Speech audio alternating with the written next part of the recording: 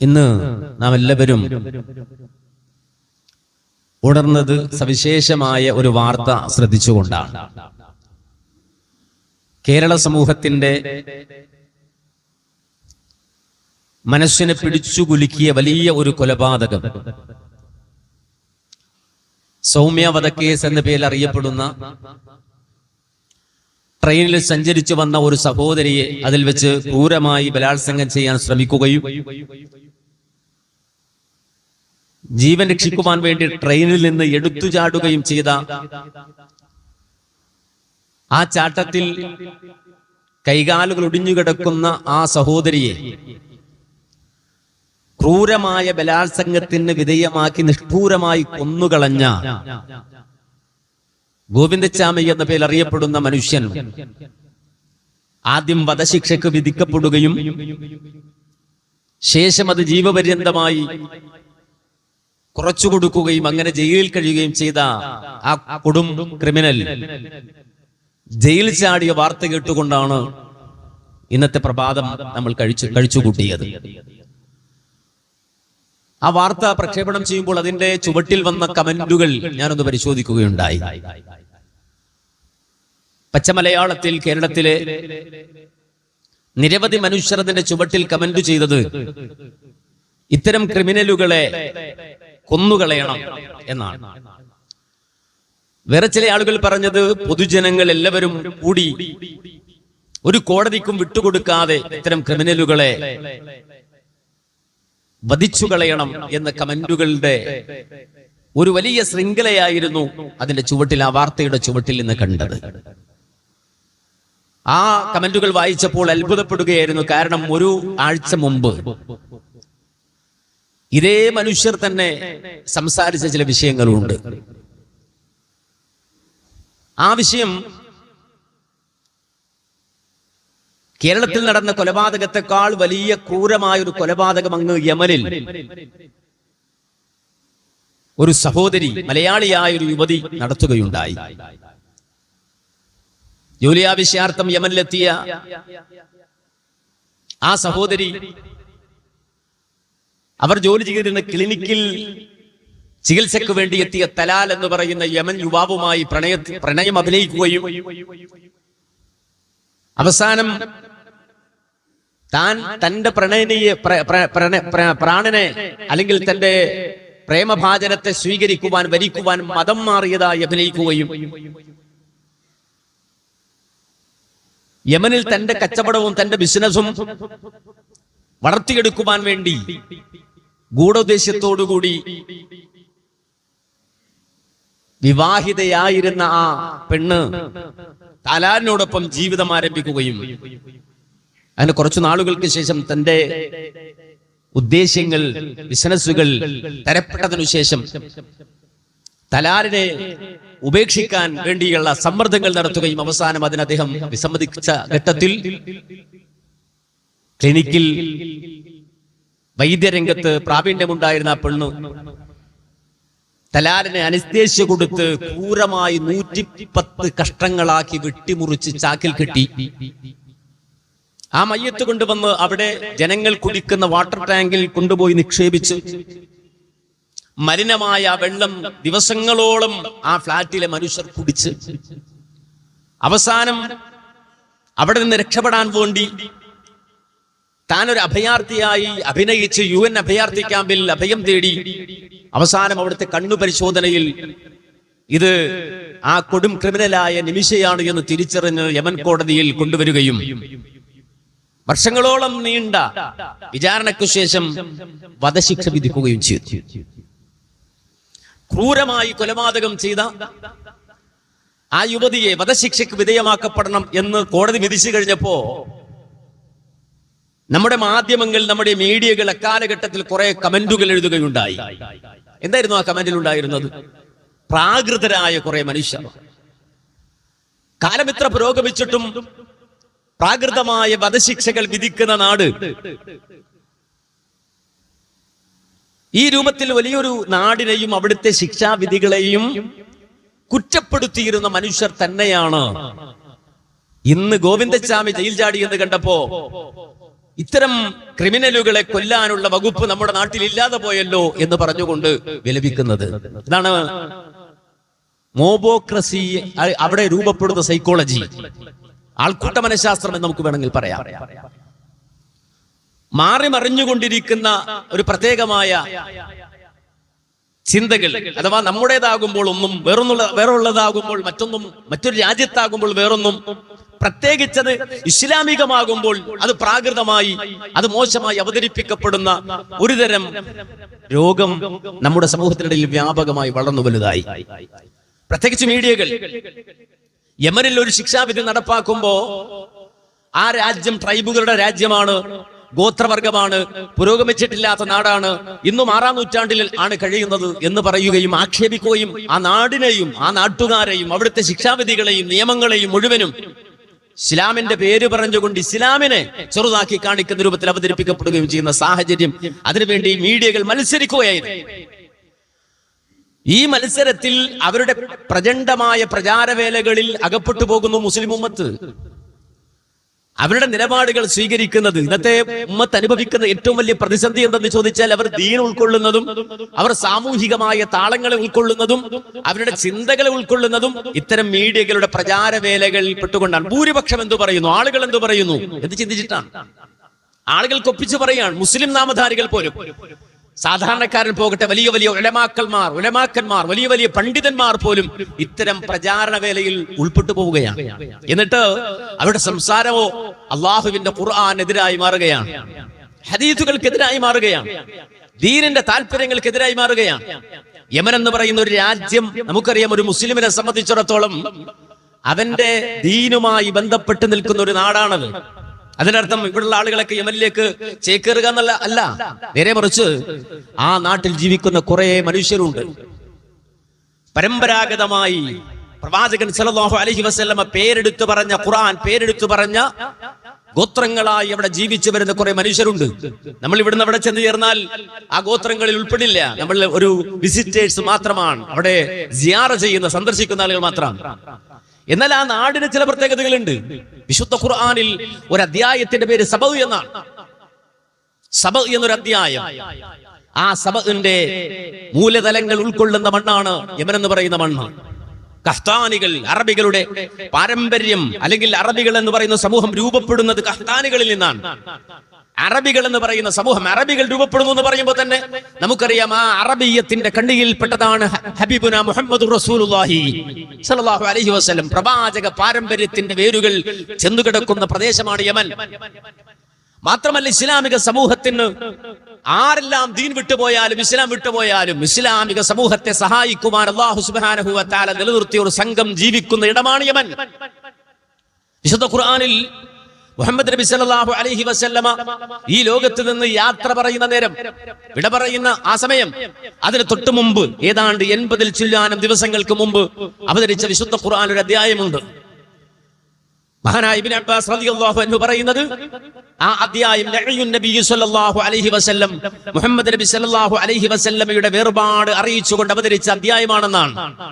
മുത്തുനബി സല്ലല്ലാഹു അലൈഹി വസല്ലമയുടെ വിയോഗം അറിയിച്ചുകൊണ്ട് അവതരിപ്പിക്കപ്പെട്ട വിശുദ്ധ ഖുർആൻ അധ്യായം 2-ാം ക്ലാസ് മുതൽ നമ്മളെല്ലാവരും ഓതി പഠിക്കുന്നു. എന്താണ് ആ അധ്യായത്തിൽ അല്ലാഹു പറഞ്ഞത്? ഇദാ ജാഅ നസ്റുല്ലാഹി വൽ ഫത്ഹ് വറഅയ്തൻ നാസ യദ്ഖുലൂന ഫീ ദീനില്ലാഹി അഫ്വാജാ ഫസബ്ബിഹ് ബിഹംദി റബ്ബിക വസ്തഗ്ഫിർഹു ഇന്നഹു കാന തവ്വാബാ. ഇതിലെ ആദ്യത്തെ 2 വചനങ്ങൾ എന്താ? ഇദാ ജാഅ നസ്റുല്ലാഹി വൽ ഫത്ഹ്, അല്ലാഹുവിന്റെ വിജയവും അല്ലാഹുവിന്റെ സഹായവും വന്നെത്തിയാൽ, വറഅയ്തൻ നാസ യദ്ഖുലൂന ഫീ ദീനില്ലാഹി അഫ്വാജാ, കൂട്ടം കൂട്ടമായി ആളുകൾ ഇസ്ലാമിലേക്ക് ഒഴുകുന്നത് കാണുകയും ചെയ്താൽ. അവിടെ അല്ലാഹു പ്രയോഗിച്ചത് വറഅയ്തൻ നാസ്, ജനങ്ങളെ നിങ്ങൾ കണ്ടാൽ, അന്നാസിനെ നിങ്ങൾ കണ്ടാൽ. ആരാണ് ഈ അന്നാസ്? ആരാണ് ഈ ജനങ്ങൾ? അല്ലാഹു സുബ്ഹാനഹു വ തആല മൊത്തത്തിൽ പറഞ്ഞ വാക്കല്ലത്, നേരെ മറിച്ച് ഒരു സമൂഹത്തെ ചൂണ്ടി പറഞ്ഞ വാചകാത്. ആ ആയത്ത് അവതരിക്കുമ്പോ മഹാനായ ഇബ്നു അബ്ബാസ് റളിയല്ലാഹു അൻഹു പറയുകയാണ്, ഞങ്ങൾ റസൂലുള്ളാഹിയോടൊപ്പമുണ്ട്. ഈ സൂക്തം അവതരിക്കുന്ന വേളയിൽ അല്ലാഹുവിന്റെ റസൂൽ പറയുകയാണ് അല്ലാഹു അക്ബർ അല്ലാഹു അക്ബർ അല്ലാഹു അക്ബർ അല്ലാഹു അക്ബർ. തക്ബീർ ചൊല്ലുകയാണ് പ്രവാചകൻ. എന്നിട്ട് പറയാണ് ജാഅ നസ്റുല്ലാഹി വൽ ഫത്ഹ് ജാഅ നസ്റുല്ലാഹി വൽ ഫത്ഹ്. അല്ലാഹുവിന്റെ സഹായം വന്നുപോയി, അല്ലാഹുവിന്റെ വിജയം വന്നുപോയി. ജാഅ അഹ്ലുൽ യമൻ, യമൻകാരും വന്നുപോയി, യമനിലെ മനുഷ്യരും വന്നുപോയി.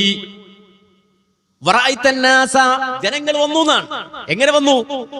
ജനങ്ങൾ വരികയും ചെയ്തു. എങ്ങനെ വന്നു? ഫീ ദീനില്ലാഹി അഫ്വാജ, അല്ലാഹുവിന്റെ ദീനിൽ കൂട്ടം കൂട്ടമായി ഇദാ അന്നാസ് വരുന്നു. ആരാണ് അന്നാസ് എന്ന് അല്ലാഹുവിന്റെ റസൂൽ പറയാണ്? അഹ്ലുൽ യമൻ, യമൻകാരാണ്. കൂട്ടം കൂട്ടമായി അല്ലാഹുവിന്റെ റസൂൽ പറഞ്ഞു കൊടുക്കുകയാണ്, യമൻകാരാണ് കൂട്ടം കൂട്ടമായി വരുന്നത്. ഇത് കേട്ടപ്പോ സഹാബത്ത് ചോദിക്കുകയാണ്, യാ റസൂലല്ലാഹ് വമാ അഹ്ലുൽ യമൻ, നബിയെ എന്താണ് ഈ യമൻകാർ എന്ന് പറഞ്ഞാൽ, അഹ്ലുൽ യമൻ എന്ന് പറഞ്ഞാൽ എന്താണ്? നബി പറഞ്ഞു ഖൗമുൻ റഖീഖത്തുൻ ഖുലൂബുഹും ലയ്യിനത്തുൻ തിബാഉഹും. പ്രവാചകൻ പറയാണ് അവരുടെ ഹൃദയം ലോല ഹൃദയമാണ്, റഖീഖായ ഹൃദയമാണ്. മാത്രമല്ല ലയ്യിനത്തുൻ തിബാഉഹും, അവരുടെ പ്രകൃതി സൗമ്യമായ പ്രകൃതിയാണ്. ലോല ഹൃദയത്തിന്റെ ഉടമകളായ, സൗമ്യ പ്രകൃതിയുടെ ഉടമകളായ യമൻകാരിതാ കൂട്ടം കൂട്ടമായി വരുന്നു. ഖുർആനാണ് അഡ്രസ് ചെയ്യുന്നത് ഒരു ജനതയെ, ഒരു സമൂഹത്തെ. ആ മനുഷ്യരെയാണ് പ്രാകൃതരായും കൊള്ളരുതാത്തവരായും ട്രൈബുകളിൽ പഴഞ്ചൻ സിദ്ധാന്തം സ്വീകരിച്ച് ജീവിക്കുന്നവരായും മീഡിയകളുടെ ഈ പ്രചരണത്തിൽപ്പെട്ടിട്ട് നമ്മൾ ഇങ്ങനെ കമന്റ് അടിച്ചു വിടുന്നത്. അള്ളാഹ് പ്രശംസിച്ച ഒരു ജനത എന്ന് മാത്രമല്ല റസൂല് പറഞ്ഞു അൽ ഈമാനു യമാൻ, ഈമാൻ യമാനിന്റേതാണ്, വിശ്വാസം യമാനിന്റേതാണ്. വൽ ഫിഖ്ഹു യമാൻ, ഫിഖ്ഹ് ഫഖീഹ് ദീനിലുള്ള അവഗാഹം അത് യമാനിന്റേതാണ്. വൽ ഹിക്മത്തു യമാനിയ, അതേ വിജ്ഞാനം യമനിന്റേതാണ്. വളരെ വിശദമായി പണ്ഡിത ലോകം പിൽക്കാലഘട്ടത്തിൽ ചർച്ച ചെയ്ത ഹദീസുകളാണ്. ഈമാൻ യമനിന്റേതാണ്, ഫിഖ്ഹ് യമനിന്റേതാണ്, ഹിക്മത്ത് യമനിന്റേതാണ്. ഒരു നാട് ആ നാടിന്റെ അടിവേരുകളെ സംബന്ധിച്ച് പഠിക്കാതെ മനസ്സിലാക്കാതെ ദീനുമായി ആ നാടിനും അവിടെയുള്ള ജനവിഭാഗങ്ങൾക്കുമുള്ള പാരമ്പര്യവും ദീൻ അവർ എങ്ങനെയാണ് സഹായിച്ചതെന്നും അറിയാതെ ഈ മാസ് മീഡിയകളുടെ ഈ മാസ് അവരുടെ പ്രചരണം, ആ പ്രചരണത്തിൽ അകപ്പെട്ടുകൊണ്ട് മുസ്ലിം ഉമ്മത്ത് പോലും ഒരു വലിയ ജനതയെ തെറ്റായി ധരിക്കുകയും പ്രചരിപ്പിക്കുകയും ചെയ്യാണ്. അതുകൊണ്ട് അവസാനിച്ചോ?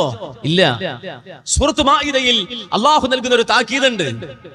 നബി സല്ലല്ലാഹു അലൈഹി വസല്ലമയോടൊപ്പം ജീവിച്ച മനുഷ്യർ അവരെ വിളിച്ചുകൊണ്ട് അതുവഴി ലോകാവസാനം വരെയുള്ള മുഴുവൻ ആളുകൾക്കുമുള്ള അറിയിപ്പായി ഖുർആൻ പറയുന്ന ഒരു വാചകമുണ്ട്. എനിക്കും നിങ്ങൾക്കും അത് ബാധകമാണ്. എന്താണല്ലോ പറഞ്ഞത്?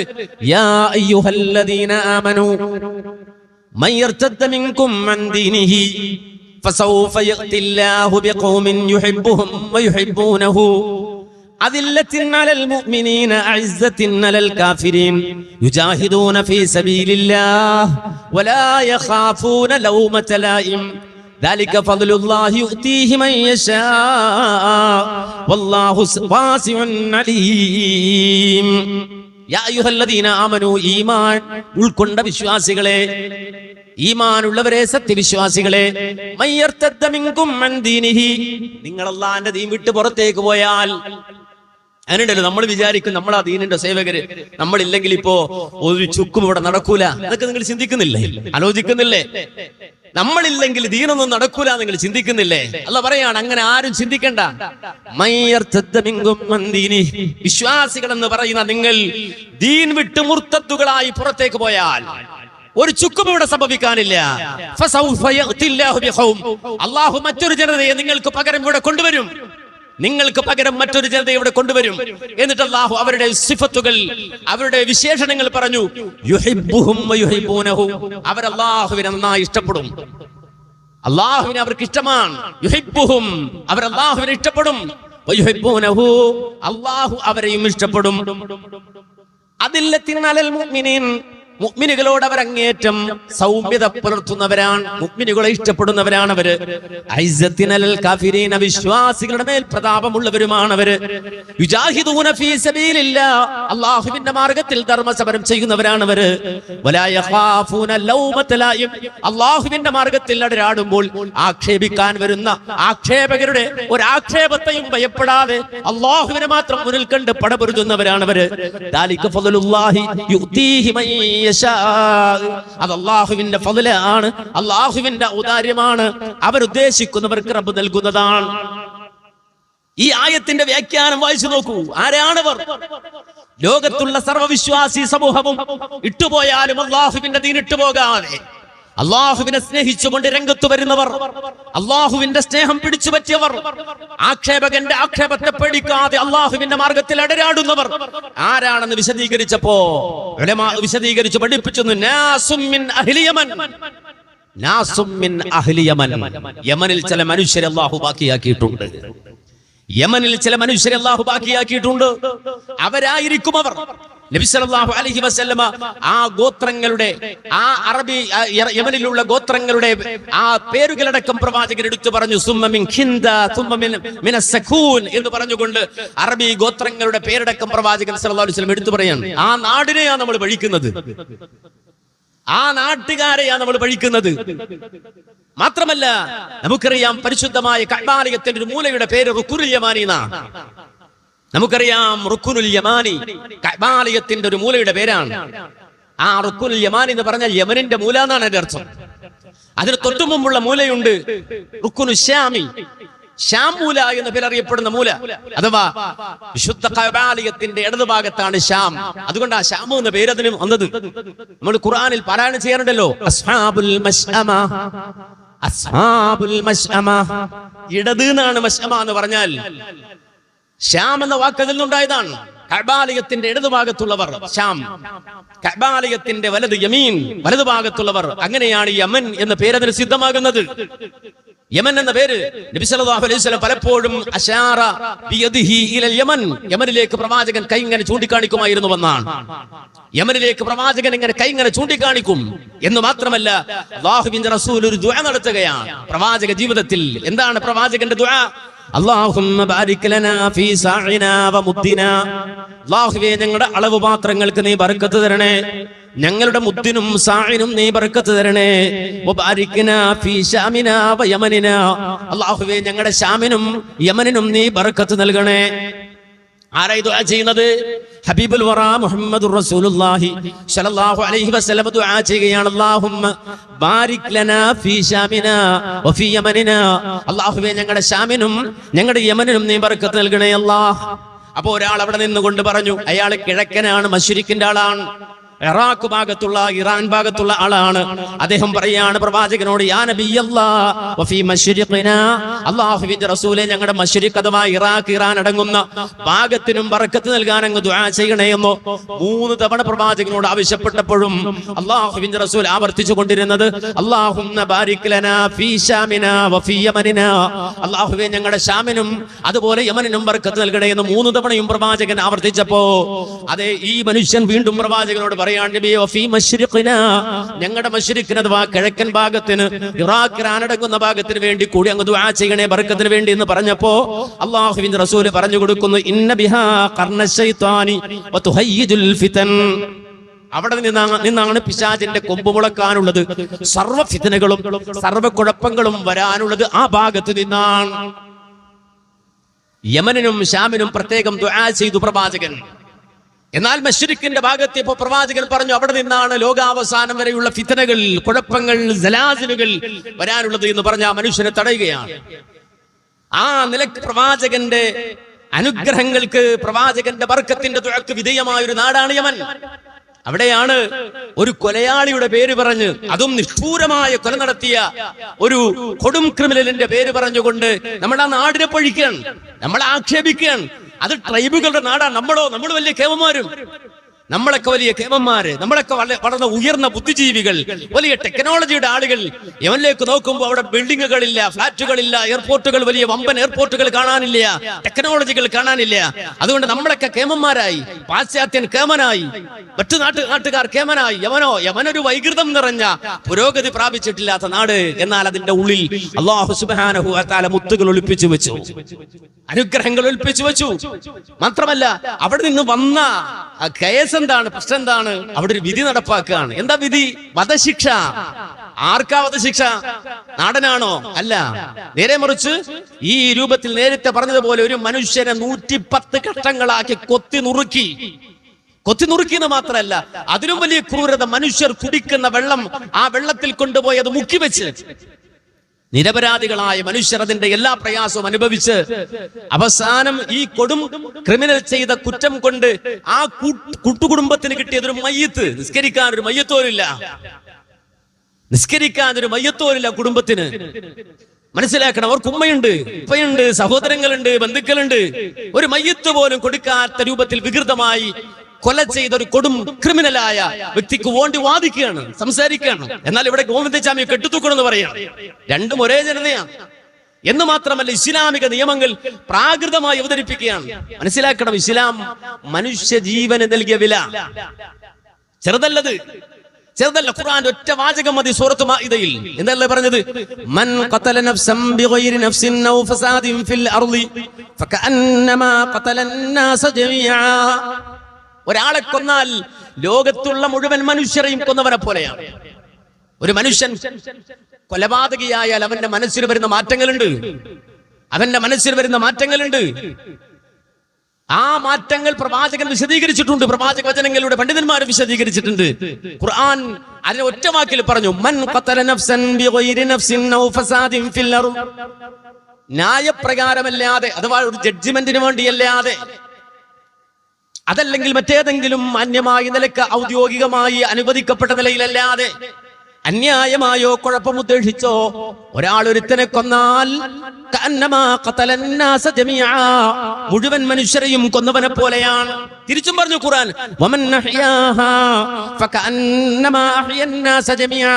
ഒരാൾക്ക് ജീവൻ കൊടുത്താലോ.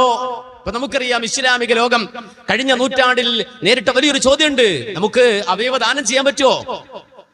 വിക്കലല്ല, കിറ്റ് വിക്കലല്ല, രക്തം വിക്കലല്ല. രക്തദാനം, അവയവദാനം സ്വതക്ക എന്ന നിലക്ക് നൽകാൻ പറ്റുമോ? ഒരാൾക്ക് കേടില്ലാത്ത രൂപത്തിൽ വേറൊരാൾക്ക് അവരുടെ അവയവം ദാനം ചെയ്യാൻ പറ്റുമോ എന്ന ചർച്ച വന്നപ്പോൾ, ഫിഖ്ഹി മസ്അല, അതിന് ഉത്തരം കണ്ടെത്തേണ്ടി വന്നപ്പോൾ പണ്ഡിത ലോകം, ലോകത്തുള്ള വ്യത്യസ്ത ഇടങ്ങളിലുള്ള പണ്ഡിതന്മാർ കൂടിയിരുന്നു കൊണ്ട് ആ അവയവദാനം പറ്റും എന്നതിന് ഹുക്കുമ കണ്ടെത്താൻ ഇസ്തിംബാത്ത് ചെയ്ത വിശുദ്ധ ഖുർആനിലെ വചനമാണത്. സൂറത്ത് മാഇദയിലെ ആയത്ത്. ആ വിധി ഇസ്തിംബാത്ത് ചെയ്തത് ഈ ആയത്തിൽ നിന്നാണ്. ഏതാണ് ആയത്ത്? അതേ, ഒരാൾക്ക് ജീവൻ കൊടുത്താൽ ലോകത്തുള്ള സർവ്വ മനുഷ്യരെയും ജീവിപ്പിച്ചവനെ പോലെയാണ്. ഇത് ഖുർആൻ പറഞ്ഞു. അപ്പൊ ഒരാളെ കൊല്ലാൻ പാടില്ല. അവിടെ മുസ്ലിമെന്നോ അമുസ്ലിമെന്നോ ഇല്ല. ഞാൻ മുസ്ലിമാണ്, ഒരു അമുസ്ലിമിനെ കൊല്ല, അങ്ങനെയല്ല. പ്രവാചകൻ ഇസ്ലാമിക രാജ്യത്ത് ജീവിക്കുന്ന മനുഷ്യരോട് പറഞ്ഞൊരു വാചകമുണ്ട്. എന്താ? മൻ ഖതല മുആഹദൻ ലം യരിഹ റായിഹത്തൽ ജന്ന. ഏതെങ്കിലും ഒരാള് നമ്മുടെ രാജ്യത്ത് അമുസ്ലിമായ രൂപത്തിൽ ഉടമ്പടിയിൽ ജീവിക്കുന്ന, അഹദിൽ ജീവിക്കുന്ന അന്യമതസ്ഥനായ ഒരുത്തനെ കൊന്നാൽ അവന് സ്വർഗത്തിന്റെ സുഗന്ധം അനുഭവിക്കാൻ കഴിയില്ല. 40 കൊല്ലത്തെ വഴിദൂരത്തേക്ക് 40 വർഷത്തെ വഴിദൂരത്തേക്ക് അടിച്ചു വീശുന്ന സ്വർഗത്തിന്റെ പരിമളം പോലും, അതിന്റെ സുഗന്ധം പോലും ഒരു മുആഹദായ അന്യമതസ്ഥനായ ഒരുത്തനെ കൊന്നാൽ ആ കൊലയാളിക്ക് അനുഭവിക്കാൻ കഴിയില്ലെന്ന് ഹബീബുൽ വറ മുഹമ്മദ് റസൂലുള്ളാഹി പറയാണ്. മുസ്ലിമിനെ കൊല്ലുന്ന മാത്രമല്ല, അമുസ്ലിമായ ഒരാളെ കൊന്നാൽ, ഇസ്ലാമിക രാജ്യത്ത് ജീവിക്കും അമുസ്ലിമായ ഒരാളെ കൊന്നാൽ, ഞാൻ ആ മുസ്ലിമിനെ അല്ലേ കൊന്നതെന്ന് പറഞ്ഞാൽ കോടതി വിടൂല. പ്രവാചകൻ പറയാൻ, അങ്ങനെ അഹദിൽ ജീവിക്കുന്ന അമുസ്ലിമിനെ ഒരുത്തൻ കൊന്നാൽ അതെ, അവന് സ്വർഗത്തിന്റെ മണം പോലും ലഭിക്കില്ല. സ്വർഗത്തിന്റെ സുഗന്ധമാകട്ടെ 40 കൊല്ലം വഴിദൂരം അടിച്ചു വീഴ്ചുന്നതാണ്. ഇതാണ് ദീനിന്റെ കൺസെപ്റ്റ്. ഇനി ആരെങ്കിലും കൊന്നാലോ, മനഃപൂർവ്വം കൊന്നാലോ ഇടാൻ പാടില്ലെന്ന് പറഞ്ഞു. കോടതി പിടിച്ചു വിചാരണ ചെയ്യണം, ശിക്ഷിക്കണം. ആ ശിക്ഷ എങ്ങനെ നടപ്പാക്കേണ്ടത്? ഖുർആൻ പറഞ്ഞു, യാ അയ്യുഹല്ലദീന ആമനൂ കുതിബ അലൈക്കുമുൽ ഖിസാസു ഫിൽ ഖത്ല. കൊല ചെയ്താൽ ഖിസാസ് ഉണ്ട്. കൊല ചെയ്താൽ കോടതിയിൽ കൊണ്ടുവന്ന് വിചാരണ നടത്തി കൊലക്കുറ്റം കൃത്യമായി തെളിയിച്ച് ആ കൊല ചെയ്യപ്പെട്ട മനുഷ്യരുടെ കുടുംബാദികൾ അവന് ദിയ പ്രഖ്യാപിച്ച് വിട്ടുകൊടുത്തിട്ടില്ലെങ്കിൽ, മാപ്പ് കൊടുത്തിട്ടില്ലെങ്കിൽ ജഡ്ജി വിധിക്കേണ്ടത് വധശിക്ഷയാണ്. ദീൻ വളരെ കൃത്യമായി പറഞ്ഞു, ഖിസാസ് അത് കൃത്യമാണ്. അന്നഫ്സു ബിന്നഫ്സ്, അന്നഫ്സു ബിന്നഫ്സ്. ഒരുത്തനെ കൊന്നാൽ കൊന്നവനെ കൊല്ലണം, കൊന്നവനെ കൊല്ലണം. ആര്? ജഡ്ജി. വധശിക്ഷ കൊടുക്കണം. അവിടെ വേണമെങ്കിൽ മരിച്ച വ്യക്തിയുടെ കുടുംബത്തിന് അവർക്ക് വേണമെങ്കിൽ വിട്ടുകൊടുക്കാം, ദിയ വാങ്ങി വിട്ടുകൊടുക്കാം, ആപ്പ് കൊടുക്കാം. അങ്ങനെ ലോകത്ത് ഒരുപാട് ചരിത്രമുണ്ട്. പക്ഷെ ആ കുടുംബം വിട്ടുകൊടുത്തിട്ടില്ലെങ്കിലോ ജഡ്ജിക്ക് മറ്റൊരു തീരുമാനം എടുക്കാൻ അവകാശമില്ല. നേരെ മറിച്ച് വധശിക്ഷ അതിങ്ങനെ കൊതിച്ചും ആഗ്രഹിച്ചും പറയലല്ല, നേരെ മറിച്ച് ആരാണെങ്കിലും അത് നടപ്പാക്കണം. സ്വാഭാവികമായി ചോദ്യം ഉണ്ടായി. എന്താ ചോദ്യം? എന്തിനാ വധശിക്ഷ എന്നിങ്ങനെ ചോദിക്കുകയാണ്. ആ ചോദ്യത്തിന് ഖുർആൻ വളരെ കൃത്യമായി മറുപടി പറഞ്ഞു. എന്താണ് എന്തിനാ വധശിക്ഷ എന്നോ? ഗോവിന്ദ ചാവിമാര് ചമഞ്ഞു നടക്കാതിരിക്കാൻ, അക്രമികൾ നാട്ടിൽ വിലസാതിരിക്കാൻ, മനുഷ്യർക്ക് സ്വസ്ഥമായി ജീവിക്കാൻ, നാട്ടിലെ മക്കൾക്കും കൂട്ടുകുടുംബാദികൾക്കും നമ്മുടെ വീട്ടിലെ പെൺമക്കൾക്കും നമ്മുടെ ഉപ്പമാർക്കും ഉമ്മമാർക്കും സ്വർഗീയമായി ജീവിതം നയിക്കാൻ, സുന്ദരമായി ഇറങ്ങി നടക്കാൻ, അതിനാണ് അതാ ഖുർആൻ പറഞ്ഞത്, വലക്കും ഫിൽ ഖിസാസി ഹയാതു യാ ഉലിൽ അൽബാബി ലഅല്ലക്കും തത്തഖൂൻ. സയൻസ് പഠിച്ച, ടെക്നോളജി പഠിച്ച, തിസീസുകൾ എടുത്ത് വലിയ വലിയ ഡോക്ടറേറ്റുകൾ എടുത്ത് നടക്കുന്ന മനുഷ്യർക്ക് പടച്ചവൻ പറഞ്ഞു പഠിപ്പിച്ചു കൊടുക്കുകയാണ്. എന്തിനാണ് ഖിസാസ് എന്നോ? നിങ്ങൾക്ക് ജീവിക്കണോ? ഹയാത്ത് വേണോ? ഖിസാസ് എടുത്തേ പറ്റൂ. ഹയാത്ത് വേണോ? ഖിസാസ് എടുത്തേ പറ്റൂ. ഖിസാസ് ഉണ്ടായേ പറ്റൂ. നീതിപീഠം ഉണർന്ന് പ്രവർത്തിച്ചേ പറ്റൂ. ഖുർആൻ വളരെ കൃത്യമായി പഠിപ്പിച്ചു തരികയാണ്. ഈ ആയത്ത് അത്ഭുതമാണ്. കാരണം വെച്ചാൽ ഖിസാസ് എന്ന് പറഞ്ഞാൽ കൊന്നവരെ കൊല്ലലാണ്. പക്ഷെ ഖുർആൻ പറഞ്ഞു ഖിസാസിൽ ഹയാത്തുണ്ട്, ഖിസാസിൽ നിങ്ങൾക്ക് ഹയാത്തുണ്ട്. ഇത് വളരെ സുന്ദരമായി പണ്ഡിത ലോകം വിശദീകരിക്കുന്നത് കാണാം. എന്താണത്? മഹാനായ ഇബ്നു കസീർ റഹിമഹുല്ലാഹ് ഈ ആയത്തിന്റെ തഫ്സീറിൽ പറയുന്നത് കാണാം. ജഅലല്ലാഹുൽ ഖിസാസ ഹയാത്ത്, ജഅലല്ലാഹുൽ ഖിസാസ ഹയാതൻ. അല്ലാഹു സുബ്ഹാനഹു വ തആല ഖിസാസിനെ ജീവിതമായിക്കൊണ്ടാണ്, ജീവനായിക്കൊണ്ടാണ് അവതരിപ്പിക്കുന്നത്. കാര്യം എന്താ? ഫകം മിർ റജുലിൻ യുരീദു അയ്യഖ്തുൽ. പല ആളുകളും വേറൊരാളെ കൊല്ലണമെന്ന് കൊതിക്കും, അല്ലെങ്കിൽ അയാളെ കൊന്നാൽ എന്താന്ന് ചിന്തിക്കും. ഫതംനഉഹു മഖാഫത അയ്യഖ്തൽ. ഞാനൊരുത്തനെ കൊന്നാൽ ഞാനും വധിക്കപ്പെടുമല്ലോ എന്ന് ഓർക്കുമ്പോ അവൻ അത് ചെയ്യൂല. രണ്ടുപേരെ രക്ഷപ്പെട്ടത്. കൊല്ലാൻ തീരുമാനിച്ചവൻ രക്ഷപ്പെട്ടു, ഇവനാൽ കൊല്ലപ്പെടുന്നവനും രക്ഷപ്പെട്ടു. രണ്ടുപേർക്കും ജീവൻ കിട്ടും. കൊലയാളിക്കും ജീവിതം, കൊല്ലാൻ ഇവൻ ഉദ്ദേശിച്ചവനും ജീവിതം. നീ അതിലെ കൊന്നാലോ, കൊന്നു കഴിഞ്ഞാൽ ഇവന്റെ മേൽ ശിക്ഷ വരും. ആ ശിക്ഷ ചെറുതായിരിക്കില്ല. ഞാനൊരുത്തനെ കൊന്നാൽ എന്നെയും കൊല്ലപ്പെടും, ഞാനും കൊല്ലപ്പെടും എന്ന് മനസ്സിലാക്കി കഴിയുന്നതോടെ ഞാനത് ചെയ്യുന്നില്ല. രണ്ടുപേരും മരണപ്പെടുമെങ്കിൽ ഞാനതിനത് ചെയ്യണം. അതുകൊണ്ട് ഞാൻ നേട്ടം ചിന്തിക്കും. അപ്പൊ കൊലയാളി മാറി നിൽക്കും, കൊലപാതകം ഇല്ലാതാകും സമൂഹത്തിൽ. അപ്പൊ രണ്ടുപേർക്കും ജീവിക്കാം. കൊലയാളി അത് ആഗ്രഹിക്കുന്ന, കൊലപാതകം ആഗ്രഹിക്കുന്നവനും അതുപോലെ തന്നെ കൊല്ലപ്പെടാൻ എഴുതപ്പെട്ടവരും അവനെ സംബന്ധിച്ചിടത്തോളം രണ്ടുപേരും ജീവിക്കുവാൻ കഴിയുന്ന രൂപത്തിലെ സിസ്റ്റമാണത്. അത് കൃത്യമായി സമൂഹത്തിൽ നടപ്പാക്കേണ്ടതുണ്ട് എന്ന് അല്ലാഹു സുബ്ഹാനഹു വ തആല അവന്റെ വിധിയിൽ പറഞ്ഞു പഠിപ്പിക്കുകയാണ്. നമുക്കറിയാം ഇന്നത്തെ സമൂഹം, ആ സമൂഹത്തിന്റെ സ്വസ്ഥമായ നിലനിൽപ്പിനും അത് ആവശ്യമാണ്. അത് പ്രാകൃതമല്ല, നേരെ മറിച്ച് അതിനാധുനികമാണ്. മനുഷ്യ സമൂഹത്തിന്റെ ജീവിതത്തിന് അത് ആവശ്യമാണ്. ഇനി ഒരു കാര്യം കൂടി നമ്മൾ അവിടെ മനസ്സിലാക്കണം. ഇപ്പൊ നമുക്കറിയാം ഈ നിമിഷയുടെ കോടതി വന്നതിനു ശേഷം നമ്മുടെ നാട്ടിൽ നന്മ മരങ്ങൾ ഇങ്ങനെ വിലസുകയാണ്. നന്മ മരങ്ങൾ, കാരണം വെച്ചാൽ നിമിഷയെ രക്ഷപ്പെടുത്താൻ വേണ്ടി ഇതാ സ്വാധീനം ചെലുത്താനോ നന്മ മരങ്ങൾ കൂട്ടിട്ടവരും ലോഹയിട്ടവരും അതുപോലെ തന്നെ തലപ്പാവ് കെട്ടിയ മുസ്ലിയാക്കന്മാരും എല്ലാവരും നന്മ മരങ്ങളായിട്ട് ഇറങ്ങിടക്കുകയാണ്. എന്നിട്ട് നിമിഷക്ക് വേണ്ടി റെക്കമെൻഡ് ചെയ്യാൻ പോകുന്നു, ഇതാ ഇടപെടുന്നു, സർക്കാരിനോടൊപ്പം ചേർന്ന് ഇടപെടുന്നു എന്ന് പറഞ്ഞ് രംഗത്ത് വരുന്ന ആളുകൾ വലിയ സേവനം ചെയ്യുന്നതായിട്ടാണ് നമ്മളൊക്കെ ധരിക്കുന്നത്. യഥാർത്ഥത്തിൽ അള്ളാഹുവിന്റെ ദീനിനെ നിന്ദിക്കുന്ന ഖൗമാണിത്. ദീൻ അങ്ങനെ ഏർപ്പാടില്ല കേട്ടോ. ദീൻ അങ്ങനെ ഏർപ്പാടേ ഇല്ല. ഒരു കോടതി വിധിച്ചു കഴിഞ്ഞാൽ പിന്നെ അവിടെ ഏത് ലോഹയിട്ടവനാണെങ്കിലും ഏത് തലപ്പാവ് ധരിച്ചവനാണെങ്കിലും പിന്നെ റെക്കമെൻഡുമായി പോകാൻ പാടില്ല എന്നാണ്. നബി സല്ലല്ലാഹു അലൈഹി വസല്ലമയുടെ ജീവിതത്തിൽ പ്രവാചകന്റെ കോടതി ഒരു വിധി പറഞ്ഞു. മഖ്സൂമിയ ഗോത്രത്തിൽ ഒരു പെണ്ണ് മോഷ്ടിച്ചു. മഖ്സൂമി എന്ന് പറഞ്ഞാൽ ഖുറൈശി തറവാട്ടിൽ അറിയപ്പെട്ട ഒരു ഗോത്രമാണ്. ആ ഖുറൈശികളിൽ അറിയപ്പെട്ട ഗോത്രത്തിലെ മഖ്സൂമിയയിലെ ഒരു പെണ്ണ് മോഷ്ടിച്ചപ്പോ ദീനിന്റെ വിധി വന്നു, അവിടെ കൈവെട്ടണം. ദീനിന്റെ വിധി ഇസ്ലാമിക കോടതി വിധിച്ചു. അന്നത്തെ ഖുറൈശി പ്രമുഖന്മാർ അവർക്കാകെ അപമാനമായി. അവർ കൂടി ആലോചിച്ചു, ആരാണ് റസൂലുള്ളാഹിയോടൊന്ന് ശുപാർശ പറഞ്ഞിട്ട് പ്രവാചകന്റെ അടുക്കലും സ്വാധീനം ചെലുത്തിയിട്ട് ഈ വിധിയിലൊന്ന് മാറ്റം വരുത്താൻ ആർക്കാ കഴിയാ? അവരാലോചിച്ചപ്പോ പറഞ്ഞു, പ്രവാചകൻ ഏറ്റവും പ്രിയപ്പെട്ട സെയ്ദ്, ആ സെയ്ദിന്റെ മക്കളിൽ പ്രവാചകൻ അതിനേക്കാൾ പ്രിയപ്പെട്ട ഉസാമ എന്ന മകൻ. ആ ഉസാമ പറഞ്ഞാൽ പ്രവാചകൻ അനുസരിക്കാതിരിക്കില്ല. അതുകൊണ്ട് ഉസാമയെ കൊണ്ട് റെക്കമെൻഡ് ചെയ്യിക്കാമെന്ന് അവർ തീരുമാനമെടുത്ത് ഉസാമയെ പറഞ്ഞു വിട്ടു. പ്രവാചകന്റെ അടുക്കിലേക്ക്. ഉസാമത്ത് ഇബ്നു സെയ്ദ് എന്ന പ്രവാചകൻ നെഞ്ചോടടുക്കി പിടിച്ച് ദുആ ചെയ്ത പൊന്നുമോൻ ചെന്നിട്ട് പ്രവാചകനോട് ഇങ്ങനെ ആവശ്യപ്പെടുക, നാട്ടുകാർക്ക് ഇങ്ങനെ ഒരു ആവശ്യമുണ്ട്, ഖുറൈശികൾക്ക് ഇങ്ങനെ ഒരു ആവശ്യമുണ്ട്. അവര് പറയുന്നത് വേണ്ടൊന്ന് ഇളവ് കൊടുക്കുമെന്നാ ചോദിക്കുന്നത്, ഈ ജഡ്ജ്മെന്റിൽ ഒരു മാറ്റം വരുത്താൻ പറ്റുമെന്നാ ചോദിക്കുന്നത് എന്ന് ഉസാമത്ത് ഇബ്നു സെയ്ദ് റളിയല്ലാഹു അൻഹു ചെന്ന് പ്രവാചകനോട് പറഞ്ഞപ്പോ മുഹമ്മദുർ റസൂലുള്ളാഹിയുടെ മുഖം ചുമന്നു, പ്രവാചകന്റെ കണ്ണ് ചുമന്നു. പ്രവാചകൻ സല്ലല്ലാഹു അലൈഹി വസല്ലമയുടെ രോമങ്ങൾ ഇങ്ങനെ എഴുന്നു നിന്നു. പ്രവാചകൻ സല്ലല്ലാഹു അലൈഹി വസല്ലമ അവിടെ വെച്ചുകൊണ്ട് ഉസാമയുടെ മുഖത്തേക്ക് നോക്കി ചോദിച്ചൊരു ചോദ്യമുണ്ട്, അതസ്ഫഉ ഫീ ഹദ്ദിൻ മിൻ ഹുദൂദില്ലാ, അല്ലാഹു വിധിച്ച വിധിയിൽ റെക്കമെൻഡ് പറയാൻ വന്നോ നീ? അല്ലാഹു വിധിച്ച വിധിയിൽ, റബ്ബിന്റെ വിധിയിൽ റെക്കമെൻഡ് പറയുന്നുവോ? തുമ്മ ഖാമ, എന്നിട്ട് പ്രവാചകൻ എഴുന്നേറ്റ് ഫഖ്തബ, ആളുകൾ വിളിച്ചുകൊണ്ട് പറഞ്ഞു, ഇന്നമാ അഹ്ലകല്ലദീന ഖബലകും, നിങ്ങളുടെ മുൻഗാമികൾ തൊലഞ്ഞു പോയത് ഈ ഒരു സ്വഭാവം കൊണ്ടാണ്. അന്നഹും കാനൂ ഇദാ സറഖ ഫീഹിമു ശരീഫു തറഖൂഹു, അവിടെ ഏതെങ്കിലും വേണ്ടപ്പെട്ടവൻ ഒരു വിഐപി വിവിഐപി ഒരു കുറ്റം ചെയ്തു കഴിഞ്ഞാൽ റെക്കമെൻഡ് ചെയ്ത് ആളിറങ്ങി, ആൾക്കൂട്ടത്തെ ഇറക്കി, മാസ് ടെക്നോളജി ഇറക്കി അവിടെ സ്വാധീനം ചെലുത്തി കോടതി വിധിയിൽ മാറ്റം വരുത്തുമായിരുന്നു. ആ വിധിയിൽ അവർ തിരുത്തൽ വരുത്തുമായിരുന്നു. ഏതെങ്കിലും ഒരു പാവപ്പെട്ടവൻ ഒരു നേരത്തെ ആഹാരം അത് കഴിക്കാനില്ലാതെ വിശന്നൊട്ടിയ വയറുമായി 1, 2, 3 ദിവസങ്ങൾ കഴിഞ്ഞ് അവൻ ഏതെങ്കിലും ഒരു കടയിൽ കയറിയിട്ട് ഒരു നേരത്തെ വിശപ്പടക്കാൻ വേണ്ടി ഒരൽപ്പം മഞ്ഞൾപ്പൊടി കട്ടാൽ അതിന്റെ പേരിൽ അവർ ഹദ്ദെടുക്കുമായിരുന്നു, കൊന്നുകളയുമായിരുന്നു. ആ പാവപ്പെട്ടവന്റെ മേൽ ശിക്ഷ നടപ്പാക്കുമായിരുന്നു.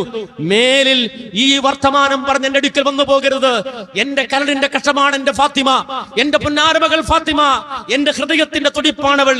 ലൗ അന്ന ഫാത്തിമത ബിന്ത മുഹമ്മദ്, മുഹമ്മദിന്റെ പൊന്നുമോൾ ഫാത്തിമ കെട്ടാലും മുഹമ്മദിന്റെ മകൾ എന്ന പരിഗണന എന്റെ മോൾക്ക് ഞാൻ കൊടുക്കൂല, അവരുടെ കൈ ഞാൻ വെട്ടിമാറ്റുമെന്ന് ഹബീബുൽ വറ മുഹമ്മദുർ റസൂലുള്ളാഹി സ്വല്ലല്ലാഹു അലൈഹി വസല്ലം. ഇതാണ് ദീൻ, ഇതാണ് ദീൻ, ഇതാണ് ദീൻ. അതുകൊണ്ട് ഏതെങ്കിലും ലോഹയിട്ട ആളുകളും തലപ്പാവുധാരികളും നന്മമരം അനുഭവിച്ച അള്ളാഹുവിന്റെ വിധിക്കെതിരെ ശുപാർശ പറയാൻ വന്നുവെങ്കിൽ അവർ ദീനിന്റെ ശത്രുക്കളാണ്, അവർ അള്ളാഹുവിന്റെ എതിരാളികളാണ്. മുഹമ്മദ് നബി സല്ലല്ലാഹു അലൈഹി വസല്ലം തന്നെ പറഞ്ഞു, മൻ ഹാലത് ശഫാഅതുഹു ദൂന ഹദ്ദിൻ മിൻ ഹുദൂദില്ലാഹ് ഫഖദ് ളാദ്ദല്ലാഹ്. അള്ളാഹുവിന്റെ വിധിക്കെതിരെ ശുപാർശക്കത്തുമായി ആരെങ്കിലും വരുന്നുവെങ്കിൽ അവൻ അള്ളാഹുവിന്റെ എതിരാളിയാണ്. വഹുവ ളാദ്ദല്ലാഹ്, അവൻ അള്ളാഹുവിന്റെ എതിരാളിയാണ്, അവൻ അള്ളാഹുവിന്റെ എതിരാളിയാണെന്ന് ഹബീബുൽ വറ മുഹമ്മദുർ റസൂലുള്ളാഹി സ്വല്ലല്ലാഹു അലൈഹി വസല്ലം. ഇത് നമ്മൾ തിരിച്ചറിയണം. കാരണം നമ്മൾ അറിയാതെ ഈ പെരുമാറ്റം കണ്ട് ഈ പറയുന്ന പത്രങ്ങളിലൂടെ പലപ്പോഴും നമ്മൾ ദീൻ പഠിക്കുന്നത്, പത്രങ്ങളിലൂടെ ദീൻ പഠിക്കുന്നത്, മീഡിയകളിലൂടെ ദീൻ പഠിക്കുന്നത്, ചർച്ചയിൽ നടക്കുന്ന ഈ ദീനറിയാത്ത മനുഷ്യരുടെ പൊട്ടത്തരങ്ങളിലൂടെയാണ് ദീൻ മനസ്സിലാക്കി പോകുന്നത്. ഒരു മനുഷ്യനും അള്ളാഹുവിന്റെ ദീനെ തെറ്റിദ്ധരിക്കരുത്. നന്മയല്ലാതെ അള്ളാഹു ഒന്നും കൽപ്പിച്ചിട്ടില്ല, ഖൈറല്ലാതെ അള്ളാഹു ഒന്നും കൽപ്പിച്ചിട്ടില്ല. ഇന്നല്ലാഹ യഅ്മുറു ബിൽ അദ്ലി വൽ ഇഹ്സാൻ വഇതാഇ ദിൽ ഖുർബാ വയൻഹാ അനിൽ ഫഹ്ശാഇ വൽ മുൻകരി വൽ ബഗി യഅദുകും ലഅല്ലകും തത്തഖൂൻ. ഖുർആൻ പറഞ്ഞു, അള്ളാഹു നന്മയും ഇഹ്സാനും നീതിയും മാത്രമേ കൽപ്പിക്കൂ. അള്ളാഹു ഒരു കാര്യം വിരോധിക്കുന്നുവെങ്കിൽ അത് മ്ലേച്ഛമായതും മോശമായതുമേ വിരോധിക്കൂ. അതുകൊണ്ട് യഅദുകും ലഅല്ലകും തദക്കറൂൻ, അല്ലെങ്കിൽ വിശുദ്ധ ഖുർആൻ പറഞ്ഞു പഠിപ്പിച്ചു തരികയാണ്, നിങ്ങൾക്ക് അള്ളാഹു നൽകുന്ന ഉപദേശമാണിത്, വഅദാണിത്.